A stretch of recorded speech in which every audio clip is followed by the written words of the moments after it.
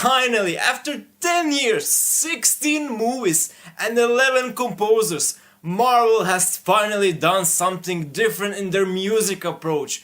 And it is very unexpected, at least for me, that it comes to the likes of the movie Thor Ragnarok.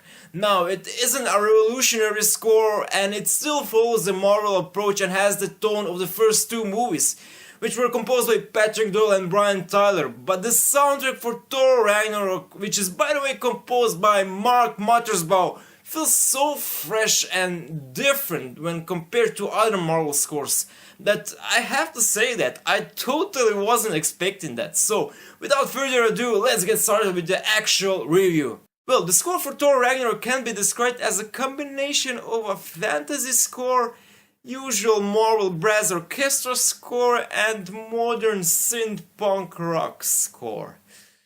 That musical combination sounds really odd and strange, but the question is it really that strange and does it work for the movie? Well, I am happy and glad to say that it isn't strange at all because everything worked out perfect for the movie, and that musical combination is exactly what the film needed. The perfect example of that great symbiosis is the track called Arena Fight, which represents all three styles in just one track. And it is flawless, which is a very hard thing to accomplish. So that's a big compliment to Mark Mothersbaugh. Now my biggest compliment, however, is the use of punk rock beats and electronics, and that's something that wasn't featured in any other Marvel film, because it was always the rule to use heavy brass and orchestra instruments, so the composers were limited in creating something different and original. But Mark Mothersbaugh actually did it and creates something unusual for a Marvel movie, which feels so fresh and gives the movie that fun energy, which I actually didn't get from any other score from this year. I even almost started dancing during the movie because the beats are very catchy and have that dancing energy in it, which in a shocking way worked out perfect for the movie because they were used in the action scenes where the energy is needed the most, so it all makes perfect sense. And listening to the tracks on the album made them even better, so the score certainly goes in my category as the most fun soundtrack of this year. The other parts of the soundtrack, however, are the same as the other scores for Marvel movies. The main orchestra theme is rearranged from Brian Tyler's second Thor movie, and it is very nice to listen and works for the movie, but it doesn't excite me by no means.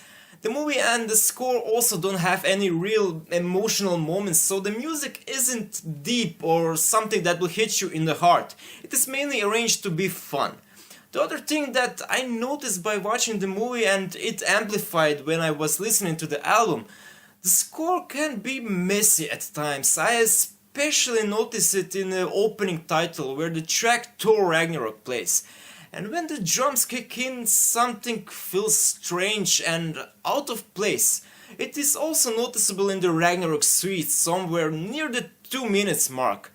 Now, luckily that doesn't happen that often, but it is still noticeable. So, to conclude it all, the score for Thor Ragnarok follows the tone for Marvel movies and the previous two Thor movies.